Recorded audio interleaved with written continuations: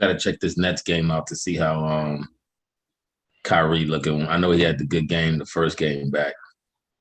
Yeah, he played better than he played better than Clay when his first. Oh, game. we gotta talk about that because that was beautiful, man. That as a basketball fan, that was just good to see. Before we get to the Sixers, that was just good to see as a basketball fan. You talk about a player who was injured twice, 2 major injuries to come back. That was man, I teared up. I don't know about y'all, but my eyes. I didn't. I don't know about y'all. But I did. Okay. I mean, it's nothing wrong. It's nothing not masculine about a man, tearing up over another man. So maybe Paul. Maybe that's what I said out loud. When I say it out loud, it do sound a little suspect. Remember when Mark was sick and he was like, "Yo, can you rub this on me, Tommy?" And like, no, I can't. He was like, "My brothers can't finesse each other." But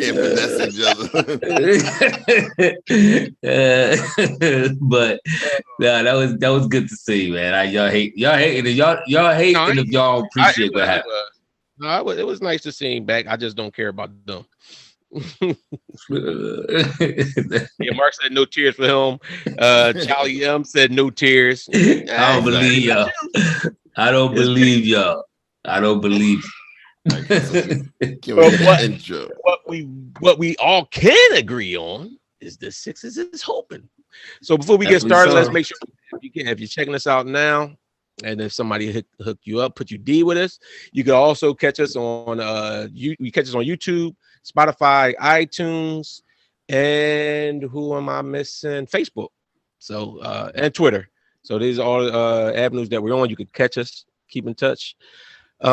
Sixers tonight played. I mean, it's Houston, but MVP. We was talking about it earlier. He might be a little too far back on the MVP candidacy. However, when he's playing at his peak, the team looks a lot different.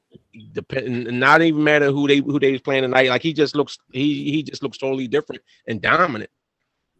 So I mean, what special y'all got out of the game tonight, except for the fact that Tobias still struggling? What else do we get out of this game tonight? I mean, B definitely is, in my opinion, putting himself in the late runnings if he continues to play this way. Right now, honestly, if I had to do a top 5 my MVP, he's outside of my top 5. But he can get into that top 5 depending on how him and the Sixers finish the season. I mean, he played good. He was the main catalyst for obviously why we won the game. Tobias still struggled. Danny Green, he did Danny Green type stuff. Niang struggled for the most part. He hit a 3 kind of, I think it was in the late 3rd or the 4th that kind of, helped him out a little bit like that. But we had a skeleton crew. We had some of them other dudes step up and play some decent, solid minutes. Some of these dudes, the first time I ever saw him, one guy was from Seton Hall. You can't even leave your wallet out on a plane. You don't even know the boys that's on the chart. Yeah, exactly. No, that's facts. They struggling too, so you better not. But they gave him a shout out. I think I heard the announcer lady saying, I forget her name too, saying that K. Scott. There we go. She was saying that the NBA kind of gave him a shout out for saying that without these players, the game couldn't continue because they've been needed around the league. They've been playing on 10-day contracts and all that kind of stuff, 6-day specialty exemption joints and all that kind of stuff. So, I mean, it's good for them too. They get a chance to make a couple of dollars and also showcase their skill and maybe earn a roster spot. But they did what they had to do for us tonight, and we won. Yeah. I'm proud of the way they played. They was on the road. Tobias again is stinking it up. Shot 35% from the field against the worst team in the league. So, I mean, Tobias, I don't know what's going on with him. We can't keep blaming on COVID. It's his productivity. It sucks. I mean, I get that. The only thing I don't agree. He absolutely has been stinking. Yeah. But only reason I say I don't agree with is dismissing what COVID does. We saw that with I know. But I'm saying we saw with Steph Curry last year. Steph Curry struggled mightily when he came back for the rest of the season up until like when the playoffs came. And it was like shocking, like the last week of the season and into the playoffs, Steph Curry looked like the Steph Curry that we had the first few weeks of the season before he got COVID. So I guess we gotta wait for. I don't know if that's for Toby's situation. I think it's a little bit more mental now for Toby. Yeah, I think Toby meant like when he snapped on the fans last week, it was more so mental. But also, what I do like is we had an Isaiah Joe. It seemed like Isaiah Joe could only play against one team. That's the Rockets. When he play against them, he actually has a good game. But I have to disagree with you, Ephraim, as far as Embiid being the top 5 MVP. He gotta be there. The ball is balling, and I know Ellis said, don't hype Isaiah Joe too much. Isaiah Joe had a nice game. He shot 4 for 10. So before you start, he was aggressive. The last couple shots. No, he was, but I mean, before you start being all, I just like the fact that he took shots and he made some nice shots. But Embiid gotta be an MVP, and the boy Ellis talking some. I'm gonna get an Embiid jersey. No, I'm not gonna get an Embiid jersey. However, you should have all this JoJo and you doing. Go ahead. No, because he calls me an Embiid hater, but you are for the most part, yes. But I've been singing his praises lately because I think that he's been the MVP. He gets my vote. I voted. I went to the NBA.com, right? I got the NBA app. And I voted for him for the All-Star game. I picked my lineups for the East and West. Who would you not pick? I'm for real. Starting center. Huh? Let me finish making my point. All right. If you look at my top 5 for MVP, and I know a lot of people saying here he definitely top 5 and all that kind of stuff. The way he's playing now, right now, he's top 5. But correct me if I'm wrong. I think the MVP is based on how you're playing for the better part of the season. So if we talking about MVP right now, and we taking a whole 30, how many games we done played so far? Close to 30 some odd games we done played. He don't make the MVP top 5 for me. My top 5. Who's your top 5? I think what you're not at, I could agree with you. I could go either way with it. But the one thing I will say is when you're talking about most valuable player doesn't mean the best player in the league per se. So that doesn't mean that he's a better player than some of the other players necessarily. But however, when you look at what this team is without him, as opposed to what they are with him, he is the most, like, even when we talk about like the Sixers and how they would measure up against teams like the Bucks and all, we talking about the Bucks got a better team, Golden State has a better team. We talking about all these other teams that are better teams, but without Joel Embiid, this team is sniffing nowhere near the playoffs without Joel Embiid. But I think the same thing applies to everybody in my top 5, with probably the exception of KD. Maybe you could say maybe Giannis, because I think they do have a better team. Who's your top 5? But my top 5 is LeBron, and the only reason why he probably won't win it because his team ain't winning and they not really winning with him. But without him, I can't imagine what they would be without him. LeBron, KD, Steph, Joker, and Giannis. You don't got DeRozan on there? No, not right now. I mean, he good. He doing his stuff. I voted for him for the All-Star game. I got him and Zach LaVine in the backcourt for the All-Star game, but not for the MVP voting. For the MVP voting, that's my top 5. And KD's right outside at like 6. And you got Joker in there as your top 5? Joker is balling. Without Jamal Murray, he's still keeping him relevant and almost averaging the triple-double. He's a baller. He's certified. Now, what Embiid is doing right now, B can get up in there. I'm not saying he can't, but these dudes, what would Denver look like without Joker? What would the Lakers look like without LeBron? Golden State without Curry would be trash. We saw it last year when he missed 6 games. They was 1 for 1 and 5. I think a lot of them guys was younger. I think now with those guys, the team is a little better now, but I still think they would not be that good. Curry's the engine behind that team that make. Now with Clay back, you might better make an argument that they're a better team now. I mean, the only reason why we already know how you feel about Steph. But I hear what you're saying. But the only thing I'm saying is even when Steph Curry is off, their team still could pull wins out and everything else. Even though him still being there is still a threat. But I think that they have more talent on that team than what a lot of people thought. I thought last year they had that young talent that was learning how to play. I think they're way better than they were last year. Okay. So, but I can't argue Steph not being, his team is one of the best teams in the league. And he's the catalyst for that team. So, I mean, all you can go by, unfortunately, since you can't see every team without their star player, you can't say, all right, you missed 10 games, and let's see how your team be. you got to base it on how the player impacts their team. Now, with beating the lineup, I mean, obviously our record is way better. He impacts it. But like I said, unfortunately, you can't see that about everybody. I think Steph only didn't play maybe 2 games this whole year. So can you really how you know? I don't even know. I watched Golden State. I'm not even sure. I'm not even sure. I know he missed. It was one back to it was one back to back that he didn't play, and I think it was the same thing happened the other time. They set him. I can't even remember if they won or not. But actually they lost the last one. The last one he didn't play, they actually lost. But at the same time, they didn't play all the starters. He wasn't the only one missing. Right. So you can't base it off that. You just got to base it off what you see and what you know. And right now, Embiid is balling out of control. Do not get me wrong.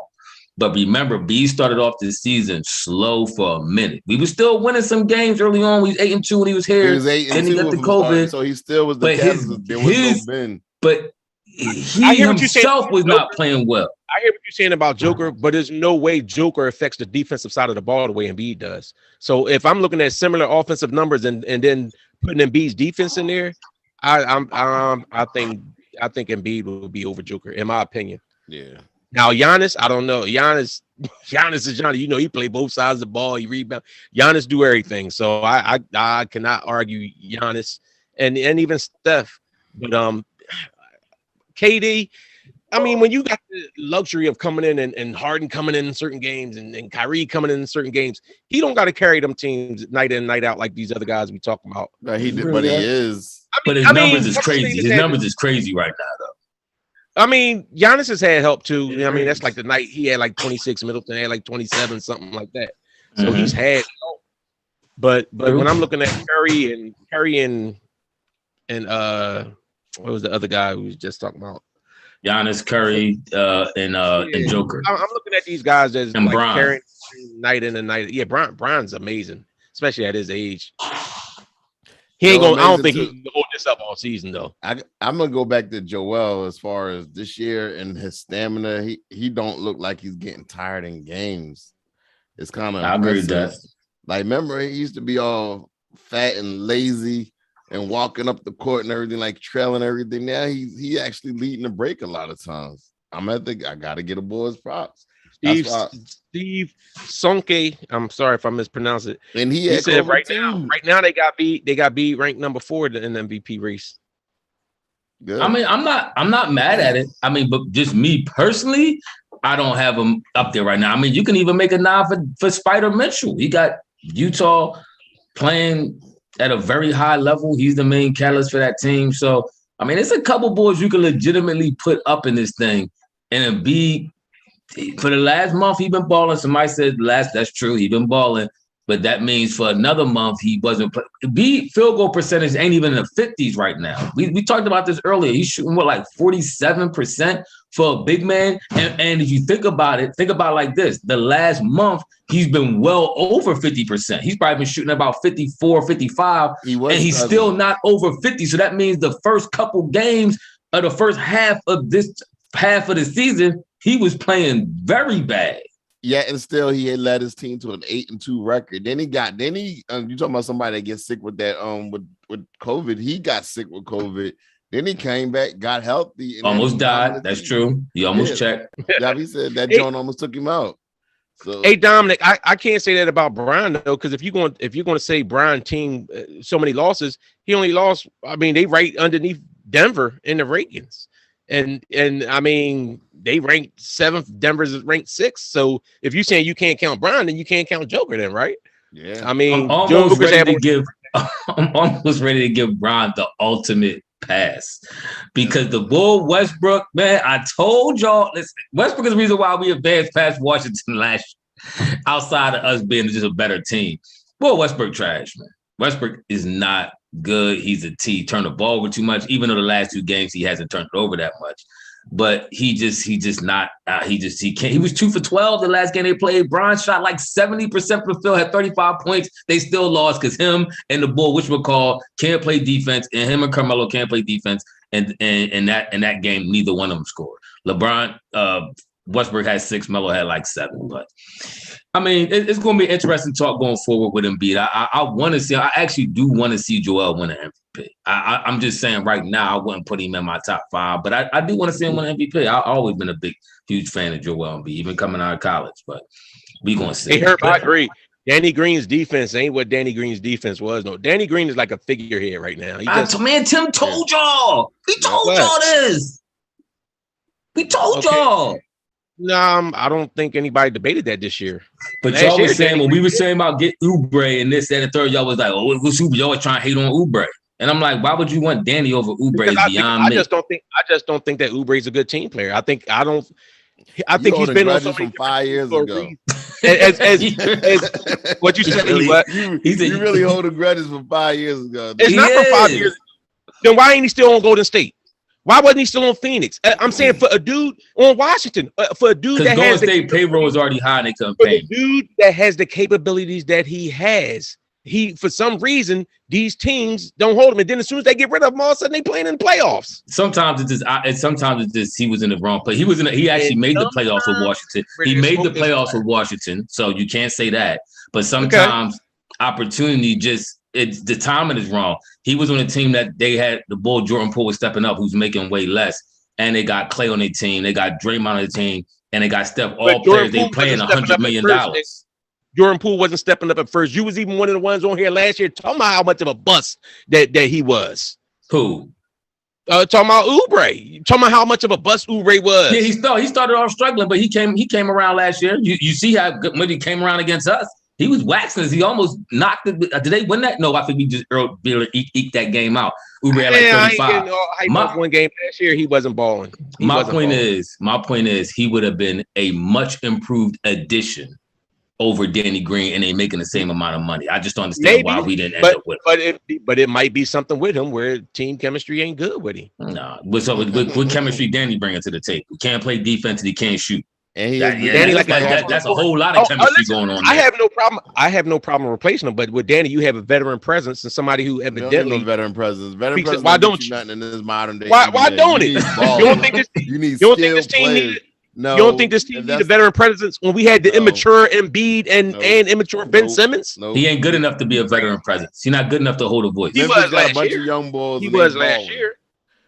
Memphis got a nice squad of nothing but young players, and they balling. They don't need no veteran presence. Hey, Mark, stop. Wayne brought up Golden State. That's why I addressed what he did with Golden State. I'm talking about Oubre, a player that we could have had in here over Danny Green. That's my reason for going down that path about Oubre, because Wayne said he played Golden State and he was trash. I wouldn't have been mad to bring him in here, but I'm just like, I like Oubre. I was a Phoenix fan. I followed Phoenix, put it that way. I followed them a few years ago because I liked their team that they was building with Booker and all them. The bubble year, I thought they were going to make the playoffs. I said that before the season started. But Ayton was suspended the first 25 games of the year, and the point guard that they had at the time, Ricky Rubio, got hurt. So that's what, and they had quality wins in the beginning. I watched that team. When they had Oubre on there, and I remember Oubre ball the same way you see him at Golden State balling. He will be balling out, and then he go through stretches. You be like, "What is this idiot doing?" He will make so many dumb boneheaded. He do make some bonehead plays sometimes. I'm not going to say that he doesn't. However, I think an athletic 6'7" dude, youthful athleticism and energy will be better than a 6'4" old dude who can't really shoot that well. That's what I'm saying. I mean, all in all, we won, so I'm still happy, but I guess I'm projected ahead because we've been down this path before of us playing good in the regular season, and then the playoffs, we start running into some snags. We start running into teams who's more athletic than us. What happened with Atlanta? Teams who are more, who got more energy, high energy players than us. So I'm just projecting ahead. Yeah, that latest situation, that was Ben Simmons. That's true. All that being said, I think that was really Thibault. Speaking of Thibault's playing well too. Oh no, I agree. Danny is washed and done. I'm just saying I'm not saying necessarily Oubre over. I'm not necessarily saying I'd rather Oubre over. I'd rather Danny over Oubre. I'm just like, I don't trust Oubre because I've seen him on multiple teams. I don't trust Danny. Oubre played good last year. He played well last year. He just didn't re-sign. But who right? What was y'all watching like he was balling like that last year? No, he came around. Jamar Oliver, I agree. He said Oubre is better, but we can't make him sign. All I'm asking is, did we investigate? Because he's making pretty much the same exact money as Danny Green. I think he's making $3 million more. I'm thinking about my pay scale, but he's making about $3 million more on the contract. So I'm just wondering if we even offer him anything. But to some of the comments, somebody mentioned the boy Drummond. Drummond actually did ball. I love the backup. That was one of the best offseason signings. Yep. Once the White left to pick him up, because the way he in there hustling, grabbing boards, even trying to score. He's even trying to actually look like he's trying to develop a little bit more of a repertoire underneath the basket. He kind of going hard on some of the putbacks. But he always that's the player that he's always been. That's the player he's always been, though. All the stuff that we see now, he looked like he's working a little bit better, though. No, seriously, all the stuff that you're seeing now is the kind of player. But he was in Detroit and other play, like you just wasn't seeing him do it. But he was consistently putting up. He's pretty much the same player he's been. That's how come. Honestly, last year I thought the Nets was dumb after they made the trade for Harden, and it was a trade of and when they went out and they brought in, even though I can't argue about Aldridge that much, but it was who they went and got as a center. No, they let him. They didn't go and get him. I thought he would have been perfect for the Nets. And that's the person that I said if the Nets would have went and got him, but for the trade deadline, I don't think anybody could have touched him with him in that middle. Hey, wait, Callie M. Glad we got him. He said the Cowboy, as a Cowboys fan, we want to know what happened to the Uncensored Philly Sports Podcast, the Eagles game Saturday. So you really wanted us to come in and talk about when our third stringers was playing against y'all starters all night long? Y'all think that was worth a conversation? Yeah, I'm not. That first of all, Cowboys is nutty feet for having all these starters in there like that and playing that long and trying to run up the score. That was kind of corny, but that's cool. I mean, they fortunate nobody got seriously hurt. None of their key players. I wanted Cooper. I want him to tear his leg up. So bad. see, that's I'm not gonna go that far. But what I would, the thing I'll make about this before and I get back to the Sixers. I know they said they was trying to use that game Dallas like as a tune-up going to the playoffs. You playing against third stringers defensively would helps you none, in my opinion. So carry on. Y'all got a nice victory at the end of the season. Y'all think that's a nice tune-up. We'll see. They said the new line out there is that Atlanta offering John Collins for Ben Simmons. Yeah, I'm sorry. I wanted to get to that, Mark. That's what Mark was saying. Taking that? Go ahead. You taking that? That makes. Oh, don't hesitate. Y'all were just telling me how great John Collins was last year. Now all of a sudden we pump faking. Ben would take them to a new level because him and Trey up top would be sick. See, my problem with the move is then what Ben going to do without the ball? Because Trey's ball dominant.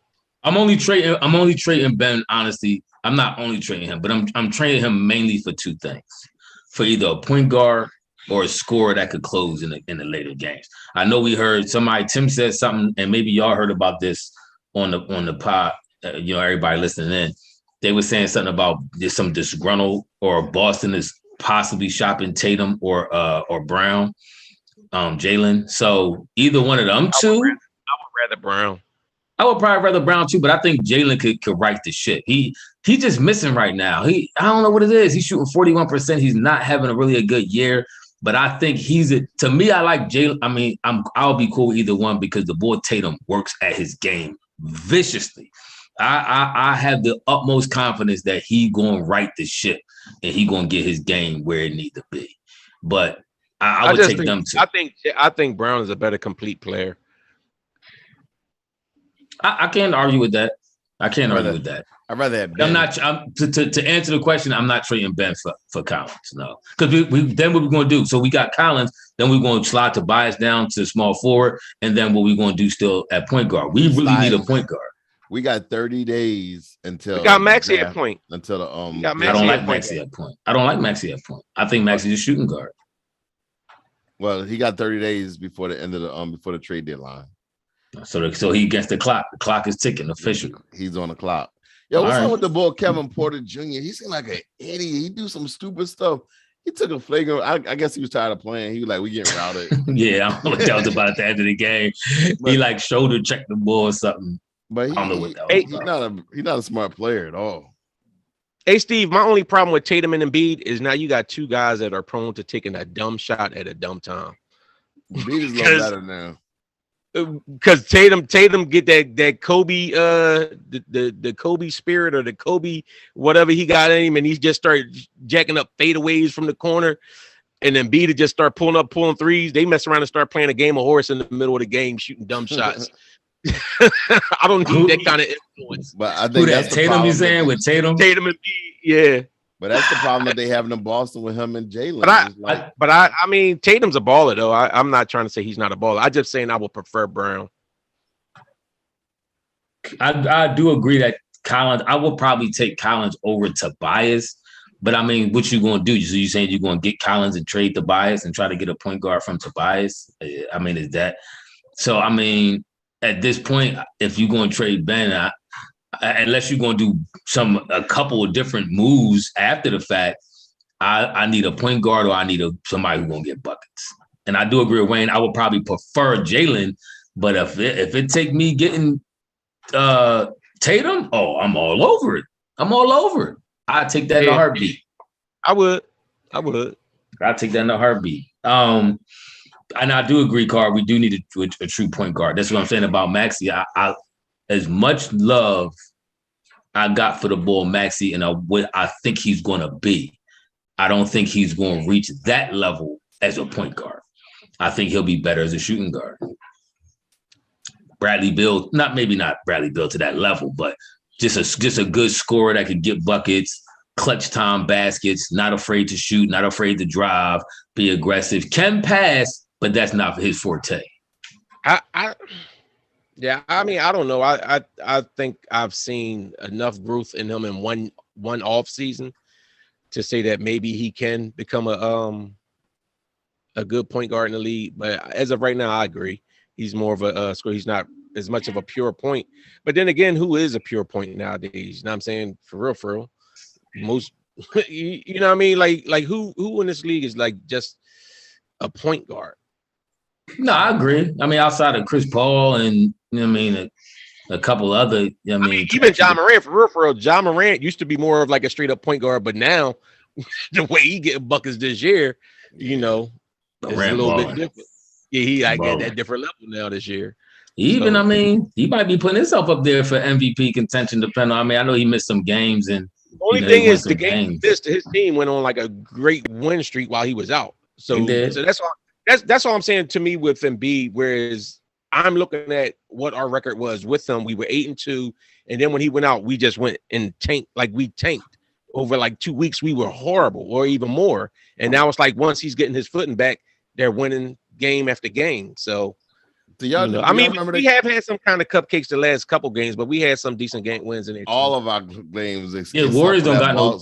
Besides that Brooklyn game, they all been cupcake games. We haven't beat anybody. Really. Brooklyn wasn't cupcake games. I said besides Brooklyn, they all been easy. We ain't played nobody. Okay, let's not fool ourselves. That's true, Tim.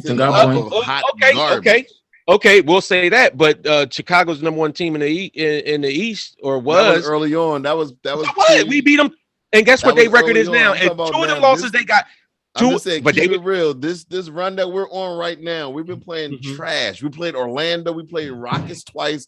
Everybody plays them now. Everybody plays the same teams though. I get it, so you don't think that some of them? You don't think some of them wins that the other teams were getting was against them? You don't think some of the wins the other teams was against them? I'm not saying. I'm talking about us. And I said, we got a couple games coming up. Chicago twice. I would like that was Chicago. That was when we was that 8-2 spurt. I'm talking about recently, a recent history.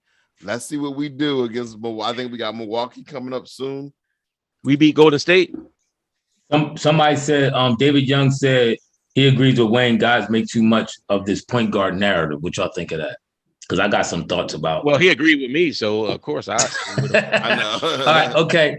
All right, okay. Now let's do this though. Let's look at all the top teams, and you might not have like a point guard, but you have a facilitator of the offense. I don't think we have that on this team. If you look at the Nets, they have Harden who can facilitate the offense.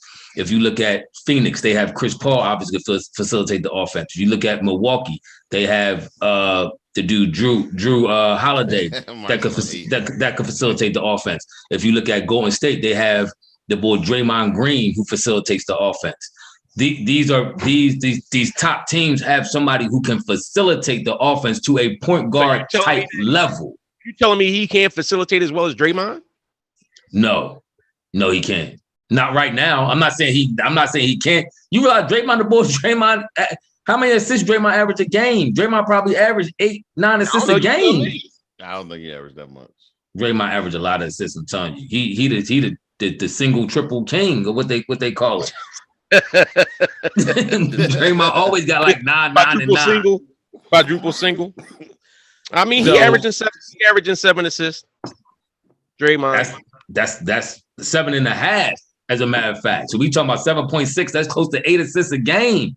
That's very good. That's what I'm saying. He's a facilitator of the offense. How much is Maxey averaging? 4 assists a game? He only averaged like 4.5.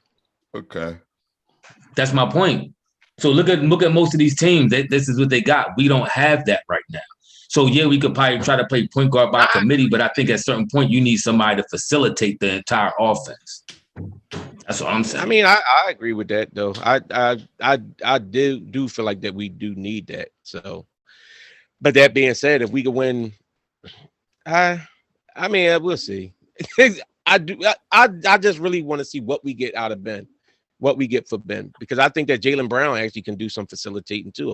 If we was getting him for Ben, you know, I'm hoping that whoever we get out of trading Ben or Toby or whatever, we get somebody that can facilitate. Don't have to necessarily be a point guard, but if there's a swing man, I do think we need to upgrade that small forward position drastically. More than anything else, we need to upgrade that small forward position. Is it time to try to start Niang and bring Danny off the bench for that small forward, or we ain't doing that?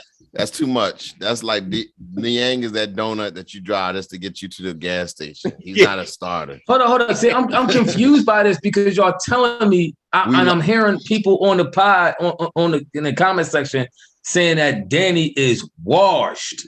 So you would rather have a dude who's washed starting at your small forward than a dude who at least brings some energy, can shoot the three. He brings pretty much the same thing Danny brings, if not better. I think Danny still does get you some scrappiness on defense. I don't think he's complete trash on defense. You think he's better than Niang as a whole player right now? No, I don't. But I think that Niang, I seen Niang when he was put in the starting lineup and he was asked to do more. He's playing the way he's playing the last couple of games. Niang had some good games in the starting lineup. Now, Thibault, I was in the starting lineup. That's what you do. But I still think they need an upgrade in that position unless he can be like Bruce Bowen and be that 3 and D. If he can shoot 2 for 5 from 3, I'll take that. Like he did tonight. If he could do that on a consistent basis, then he will be the perfect fit as that 3. I mean, and the Sixers winning right now. Tim, you hating on the Sixers? Talking about some. I'm not hating on the Sixers. Maxey ain't played like the last 3 games. We did this without Maxey. I'm happy. Our second best player. We done did this without our second best player. It's just Embiid. I want us to continue rolling because it's kind of like food's going to do. We winning all these games, but we really can't do nothing when we get in the playoffs. Then all of this is for now. I want to see I want this team to be able to beat the best teams in the league. I would feel better knowing that we match up well against the Milwaukees and against the Brooklyns and against the Heat and against all. We beat Brooklyn, but we still we still got games coming up against them guys, so we'll see. I mean, Brooklyn beat us twice. We beat them once. So what I want to say is your last game. What I would say, I would like to see us. I would like to see how we do against the upper echelon of the Eastern Conference. See where we phase out because it's not gonna be nothing. We're gonna get in the first round of playoffs, and then we'll be right back where we are. Who's the best team in the East right now? Hey, Ellis, chill. Ellis, talk about your Ephraim when you gonna be real and rock that Golden State jersey. Come back to that because you talking about the upper echelon of the East, but the Sixers beat the best team in the East twice. That was early in the year. But you want to count the Brooklyn games that was early in the year? The first Brooklyn game was before the Chicago games. Listen, I want to see what we do against Milwaukee. Be consistent. If we play Milwaukee and we match up well against them, then I would have a little bit more confidence. That's all I'm saying. I would too. Somebody asked, I'm trying to put a comment. Oh, Johnny X13, how y'all feel about? I guess he's saying Halliburton. and Barons for Ben. Now I know about Halliburton a little bit, huh? Tyrese Halliburton. Halliburton. Tyrese Halliburton for East Sacramento. And who else? And Barons. I'm not sure who that. I have no idea who that is. Now they would give us Barnes if they gave it. Now if you talking about Barnes, I take Halliburton. Maybe that's Barnes. what he's saying. You give me Barnes as my small forward. That sniper, that shooter. I'll take Barnes. I'll take maybe that's who he's talking about. If you give me Halliburton and Barnes, you have a true point guard and a shooter at small forward. I would have to agree with that. You do that for Ben? Yeah, I would. Then did you put what Seth on the bench? See, that's an interesting conundrum that you're dealing with.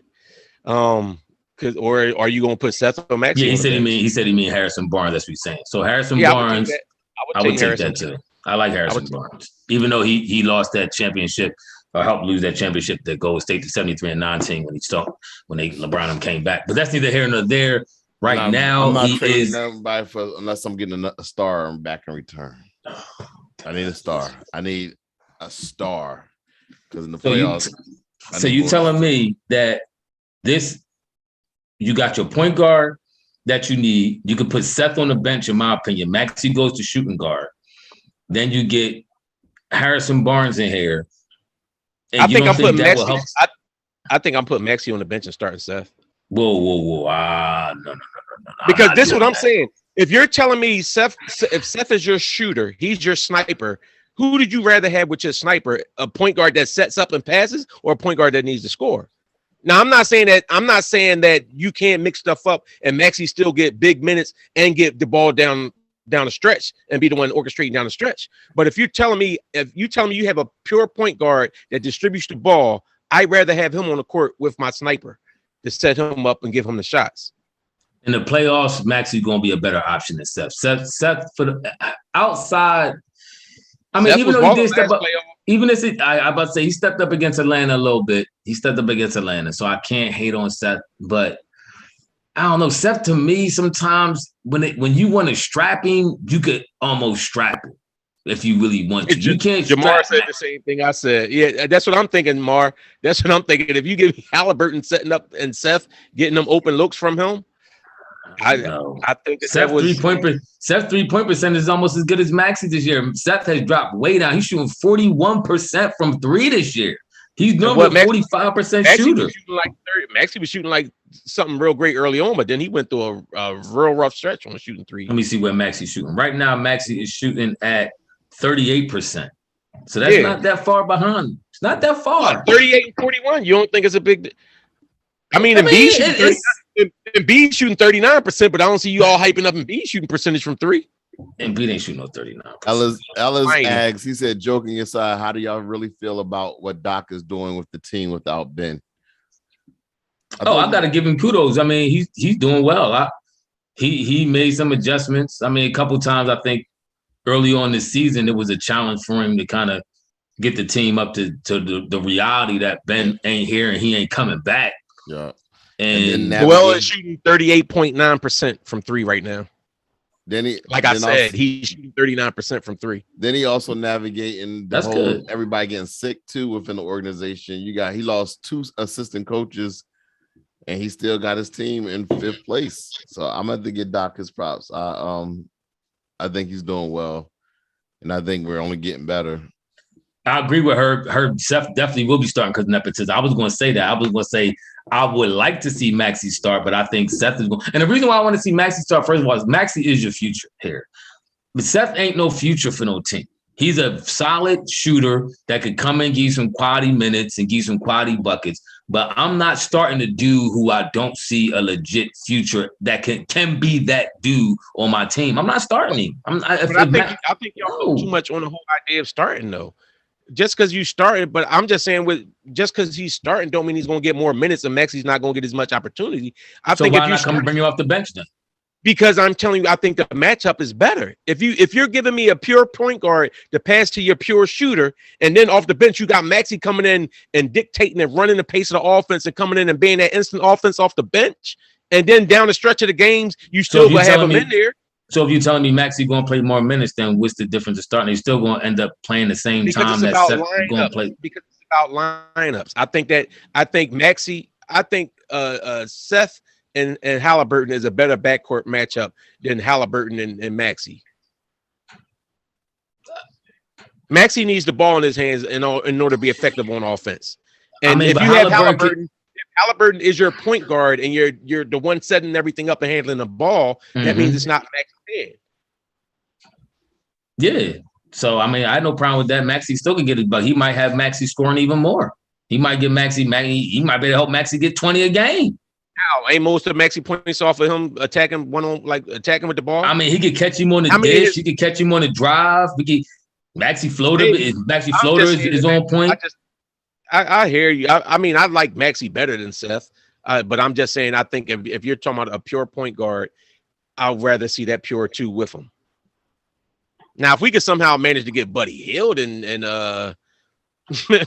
if we manage to get Buddy Hield and what's his name, either one of them 2 dudes, I'd be all right with that too. Wasn't he supposed to be on the outs out there? Ain't they supposed to be tired of Buddy Hield or something? They threw him on the bench or something. Yeah, I don't know why they holding on to him. They just go ahead and come up off of it. Maybe they went for that Ben trade, and Morey didn't think Buddy Hield was a big enough name for Ben. Maybe that's what it was. Maybe you just need a bigger package, Paul. He on the clock, bro. He on the clock because if we stuck with Ben after this All-Star break, I mean after this trade deadline, I'm gonna be kind of heated. I'm gonna be irked about that too. Not if he got rid of Tobias, then I'd be like, all right. Look, but see this. No matter what, you're still, even if you get rid of Tobias, you're still sitting there with your all-star caliber player on that's not playing and nothing for him. Like that serves no purpose to do anything to help when the playoff run comes. That's all. That's what I've been saying. I've been saying that from the very beginning. No, I know, and I'm saying I'm down. I do believe Ben has to go, but I do want quality for him, and I do think that they'll be able to get quality for him. I think Ben waiting until like February, March to come back, and then he's still holding on hope. Huh? Ben all snugged up under some hunch right now. He ain't worried about no damn. Yeah. Somebody said Buddy stinks. I don't think Buddy stinks. Buddy he is solid, very solid player. He shoot just as good from the 3 as Seth, and he jack up more shots. Buddy shoot like 10 threes a game, or he was early in the season. I don't know what it's looking like now. But Buddy get up buckets. Do y'all remember the boy Christian Wood when he was with us? I don't remember him. No, I do remember always hearing his name. That was during the Brett years or whatever. I do remember. I don't know if I remember seeing him playing, but I do remember, like, you know how you look through the lineups at the box score and you see the name. I do remember seeing it. He looked like he probably could have been a good fit here. he played it. I think game. You know what? You know, I kind of like. I don't know what it is. And they don't do it. Ain't did nothing out there. But like a couple of them young guys that the Sixers got, I guess, did they get them from the G League or something like that? Like the Bull, Charlie Wood, Charlie Brown. I like the energy that he brought. And, thank you, Rootstock Tom. I appreciate your comment, Rootstock Tom. He said Max is our second best player. Who brings that second best player off the bench? I absolutely agree. There's no in the world you're going to tell me that you're going to bring the dude. I had some people argue me that Clarkson was the second best player on Utah, and he was coming off the bench. But we're not talking about Utah. We're talking about Sixers. Max you is said our who second does, best. You said who does that? I never argued with no Clarkson. That was you and Ethan. I don't know who. That's y'all beef. I'm talking about Maxey being the second best player on the team and coming off the bench. That's insane. Then if you're bringing Maxey in, then I don't think that Maxey needs the ball in his hands. We already was talking about the fact that Maxey needs the ball and Embiid needs the ball. How are they going to coexist? So if you're telling me you're bringing in a ball dominant guard whose job is to pass the ball out, that's not going to benefit Maxey. Oh, yo, somebody said Christian Wood foot is the foot that Ben stepped on that broke in his rookie year. Well, he tried to hook us up from the jump. Tried to I like him already. Bring him in. Just for that. And make Ben come to practice and break. So right now we in the 5th seed, 1 game behind. Well, no, actually a couple games behind Milwaukee. Well, they have one more loss. They have one more loss than we have, but they have 3 more wins than we have. And Ephraim, y'all boy Buddy Hill, he's shooting less than Maxey from 3 right now. What's he shooting from 3?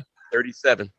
But you also got to take into consideration that he's jacking about 8 to 9 threes a game. Well, how many threes he taking attempts? He's taking 9.5 a game. Exactly. So that means a lot when you add in extra threes. That's going to sometimes drop your 3-point percentage. Yeah, hit that like button. Hit that like. No, but that's pretty. Except for that's been pretty consistent what he's been the last few years, and he shot like 39% the last 2 years, and he was shooting 9.6 and 10.2 attempts. And what was he averaging? Like 39, 40? Yeah. And now he's shooting around the same amount of times, and his average dropped down to 37. I mean, he might be shooting a little bit worse, but that's still, I mean, to shoot 37% and take eight threes a game, that's still a very good percentage. No, it is. And that's why I'm saying I wouldn't be mad if they brought him in. But, I'm not as hype on him as y'all was, but I would take him on his team. I still think that, to me, I think Seth might just be the better fit here. I don't know. David